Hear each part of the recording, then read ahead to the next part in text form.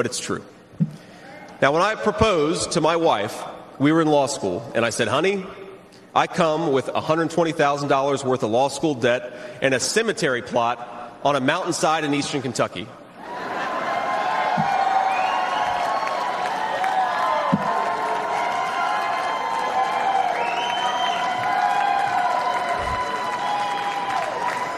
And I guess standing here tonight, it's just gotten weirder and weirder, honey. But that's what she was getting.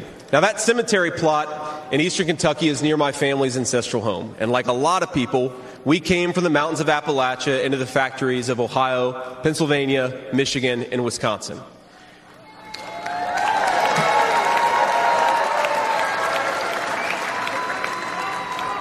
Now, that's Kentucky coal country, one of the 10...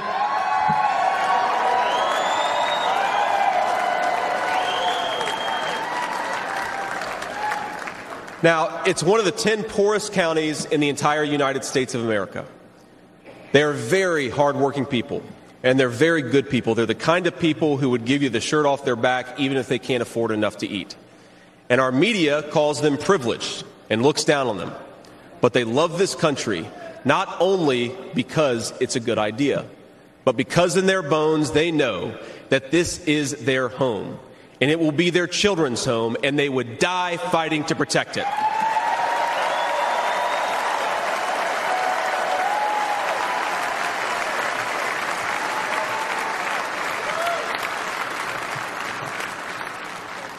That is the source of America's greatness.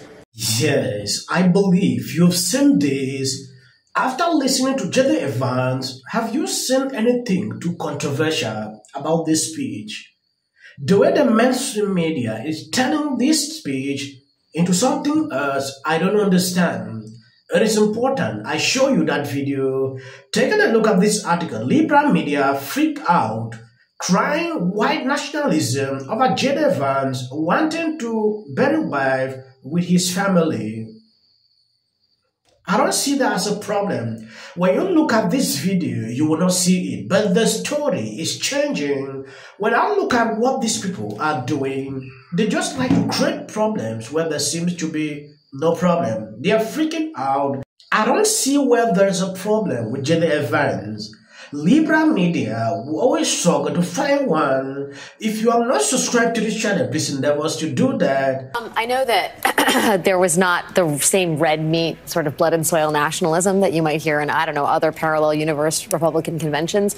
But I do think there were some sort of Easter eggs of white nationalism in the speech. One of the things that stuck out to me was when he started talking about what America is. He said, America is not just an idea. It is a group of people with a shared history and a common future. The thing about America is that it's not a group of people with shared history. In fact, I think a lot of people would argue it's quite the opposite. It's a lot of people with different histories, different heritages. His in-laws don't share the history. Exactly. And that's the other piece of it. He goes on, he went a long sort of a paragraph at least about this plot in eastern Kentucky where his 6 generations of his family are buried. And his hope is that his wife and he are eventually laid to rest there and their kids follow them.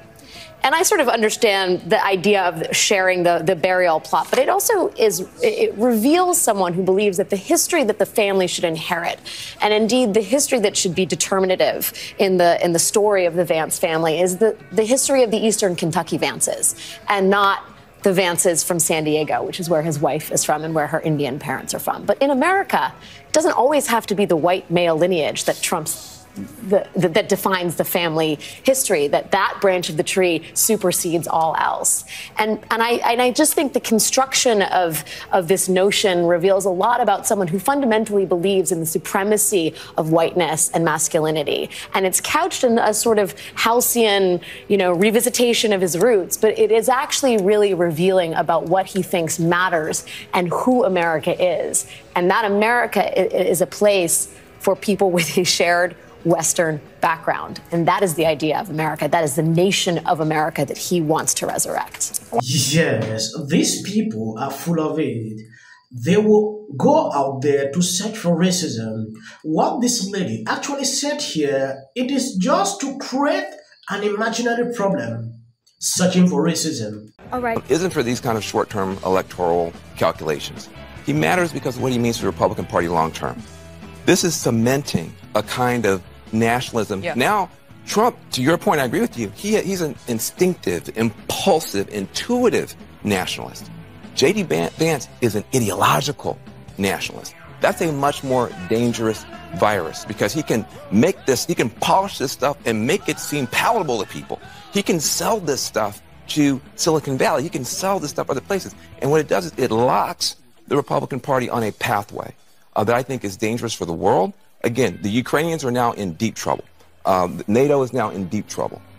Trump he could have gone with a Nikki Haley and signaled to the world, hey, listen, I got to give stuff to my base, but I'm not going to abandon the world. This pick is a horror on the world stage. So J.D. Vance matters because Donald Trump is pointing the Republican Party in a very scary direction for the... Someone sent this out. I'm tired of so-called Christian nationalists with crossing in their bow attacking J.D. Vance for marrying a brown girl. You shall love your neighbor as yourself. There is no other commandment greater than this. That is according to this person. What he said now, the only thing one can possibly wonder if they are equally yoked in Christ, but if she was a Christian like J.D., I doubt any of those would have stopped attacking his family. They have allowed their obsessions with a man-made concept of race to blot out the loving spirit of God that should live in their heart. They aren't Christians because their fruit don't show evidence of it. They are people who have made a God of their own liking to worship. Okay. I don't always like to go deep into these issues.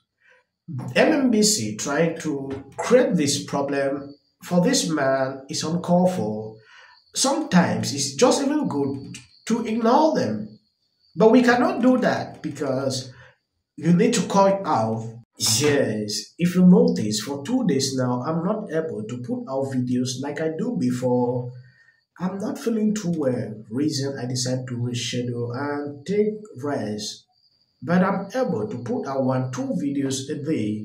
Pertaining to what is happening with Trump, I will be observing to see if I get reliable information on what is going on, what is being discovered, to update you so you know what is happening. At this point, I want to appreciate people that are supporting me, sharing out my videos, encourages me to create more videos daily.